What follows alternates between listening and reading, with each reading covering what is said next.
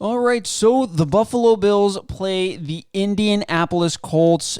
It's the first game on, the Wildcard game, 2-7.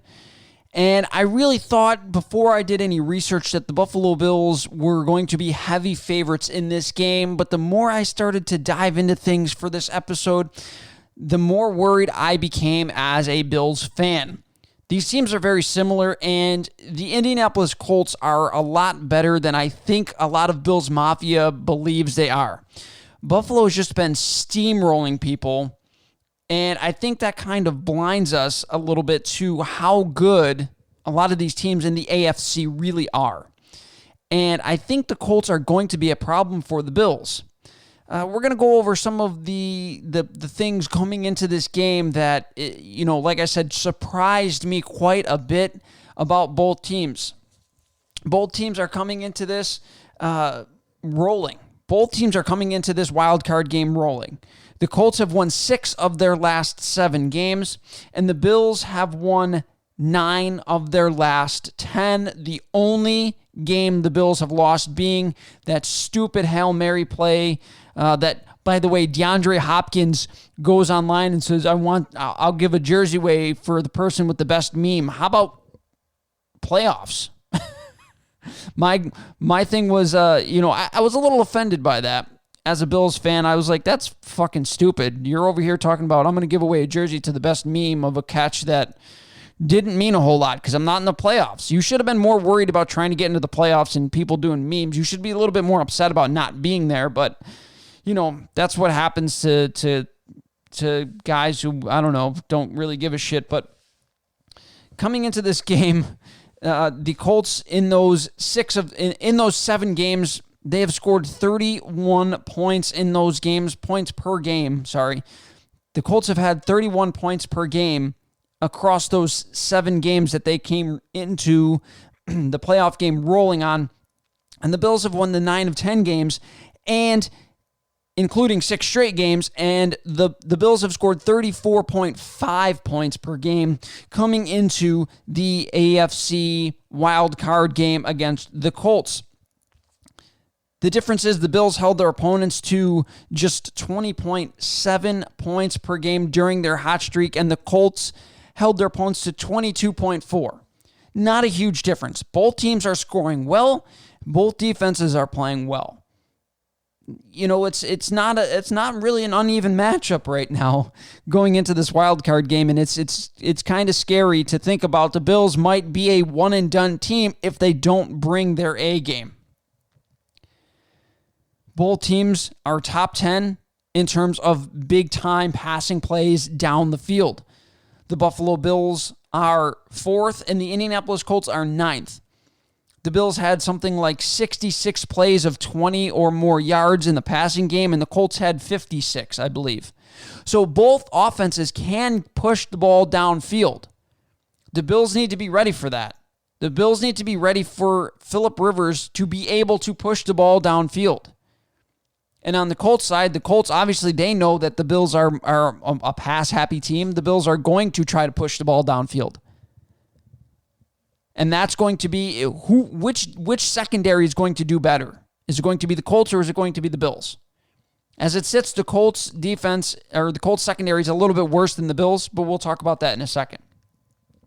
Both offensive lines have been absolutely stellar in this game, this entire season.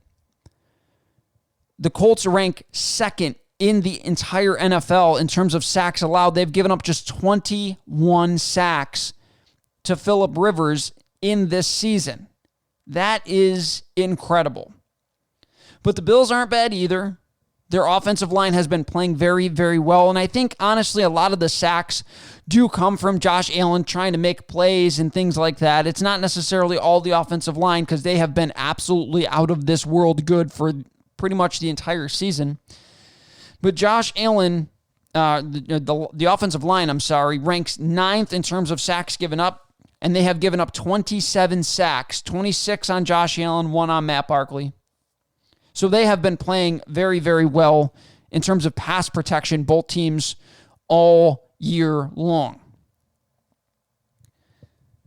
They're also very similar in terms of yards per carry.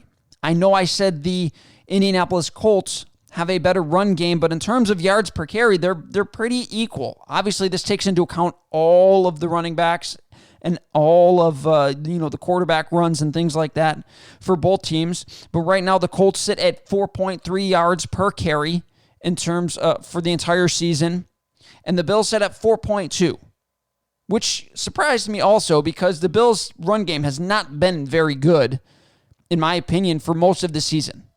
They just haven't been. They've been pretty pedestrian. They've been average at best for most of the year, but Zach Moss and Devin Singletary have started to really gain steam towards the end of the year, and that's going to be a problem for any team that the Bills play. The biggest difference in these teams is going to be the rush defense. The Colts have a stout rushing defense, giving up just 3.7 yards per carry. And the Buffalo Bills get gashed and have been gashed all season long when they play against the run, giving up 4.6 yards per carry on the season. So the Bills really need to clamp down on this run game if they are going to be able to control the time of possession, because Josh Allen and the Bills can't score if they can't get on the field.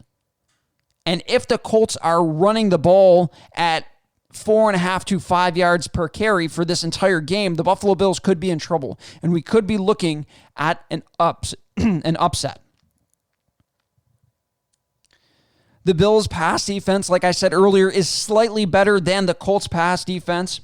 The Bills are allowing a net yards per attempt of 6.1, while the Colts are allowing a 6.4. So again, not a very big difference. The biggest difference in terms of defense is their rush defense. The Colts' rush defense being a lot better than the Buffalo Bills. Once again, the pass defense, very similar. The Bills have given up 23 touchdowns, and the Colts have given up 24 touchdowns. Both teams have 15 interceptions on the season. These teams are very, very similar in terms of when you really start breaking things down, when you really start looking at, overall the entire course of the season. These teams are pretty similar. Josh Allen's going to be the X factor in this game. We're going to talk about some keys to victory, in my opinion, for the Buffalo Bills to beat the Indianapolis Colts. The first key to victory is the Buffalo Bills have to contain rookie running back Jonathan Taylor. He's averaging 5 yards per carry with 11 touchdowns. He has 1,169 yards this season. He has been very, very, very good. And he's coming off of a 250-plus yard game and 2 touchdown performance in his regular season finale against the Jacksonville Jaguars. So he has a ton of confidence coming in against a weak run defense against the Buffalo Bills. That is going to be something to watch for in this game. The second thing, the Bills defense must get pressure on Phillip Rivers. I stated earlier, Phillip Rivers has only been sacked 21 times this year. 21 times. That's a very, very good offensive line. So the key is to get to Phillip Rivers. You have to get to Phillip Rivers. If you don't, he's going to pick you apart. The thing is, Phillip Rivers is not a very mobile quarterback. So if you can get pressure, if you can move him off the spot, that's going to drastically affect the game for the Indianapolis Colts.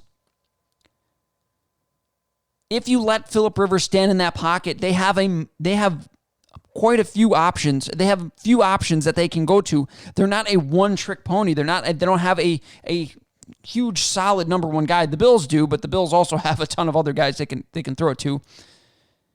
But the Indianapolis Colts have 3 players that have over 500 yards receiving. They also have thrown the ball to 15 different receivers this year. And they have 4 players with 40 or more receptions. That's more than the Buffalo Bills. So they spread the ball around, and if you cannot get Phillip Rivers off his spot, he's going to beat you. He's going to carve you up.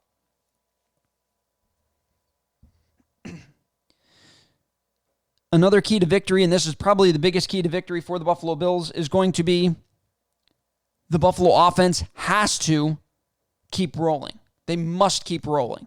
They have to continue the mojo, the momentum that they've built over these last 10 games. They have been so good. As I stated, over 34 points a game. And the defense has been quite a bit better, only giving up about 20 points per game. So if that continues, if that trend continues in this game, Indianapolis is in trouble. Josh Allen has broken just about every single season record for the quarterback position that you can in Buffalo. Passing yards, passing touchdowns, completion percentage. Josh Allen has broken all of those records for the Buffalo Bills franchise at the quarterback position. And he must continue his high level of play. This team goes as Josh Allen goes. Josh Allen has been able to continue his high level of play throughout most of the season, and if he has a down game, the Buffalo Bills have a very good shot of losing. And that is something that scares me. Not that I don't think Josh Allen can continue his fantastic play, but that if he has one off game, the Buffalo Bills could be in trouble. He has to continue to keep making smart decisions. He cannot force feed Stephon Diggs. Diggs will get open. And when he gets open, give him the ball. But if it's not there, if they double cover him, throw it to John Brown. Throw it to Gabriel Davis. Throw it to Dawson Knox. Throw it to Isaiah McKenzie if Cole Beasley's not playing. If Cole Beasley's playing, throw it to Cole Beasley. You have so many different weapons that you can give the ball to. Flip it out to Devin Singletary or Zach Moss. Both guys have shown that they can be dangerous weapons in the passing game also. So you have a lot of options. Josh Allen has a lot of options. He just has to make the right choice and has to consistently make the right choice. And the last key to victory is the Bills have to score touchdowns. It sounds so simple. But last year in the playoffs, the Bills scored one touchdown, and it was a trick play to Josh Allen where he had a receiving touchdown. And they couldn't get into the end zone in that game against the Texans, and it came back to bite them in the second half. If the Bills get down there and score 3 touchdowns and kick a field goal, there's no way the Texans are coming back to beat the Bills. The Bills are moving on. The Bills have to score touchdowns when given the opportunity. When given the opportunity and getting that close down into the red zone against a team that does not have a very good red zone defense, they have to score touchdowns.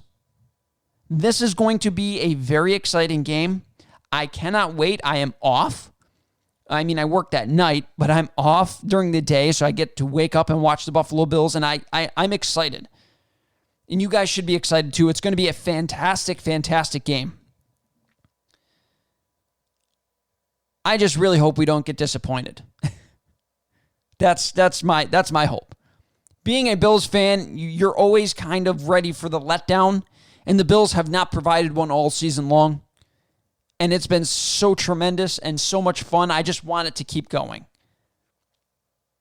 But that's going to do it for this episode. Thank you guys for watching. Make sure, if you're watching this on YouTube, you subscribe. Click the notification bell so you don't miss a video. If you're listening on just audio only, make sure you go ahead and leave me a 5-star rating and tell your friends, tell your family. They can hear me on any of the major podcasting websites. If they want to watch me, they can watch me on YouTube. They can hear me on Apple Podcasts, Google Podcasts, Stitcher, Spotify, and Anchor. They just type in Sports Talk Buffalo on YouTube. It should come up. Go ahead, subscribe to me. Every subscriber helps me out. By the end of maybe this year, next year, 1,000 would be great. 500. I'm not looking to turn this into like a giant channel where I have 2 million subscribers. I mean, don't get me wrong. If it happens, it would be fantastic. But this is a very niche thing, so if it doesn't happen, that's fine. 1,000 subscribers would be great. So make sure you tell your friends and tell your family. Give me a listen. Have a good week. Thank you for listening.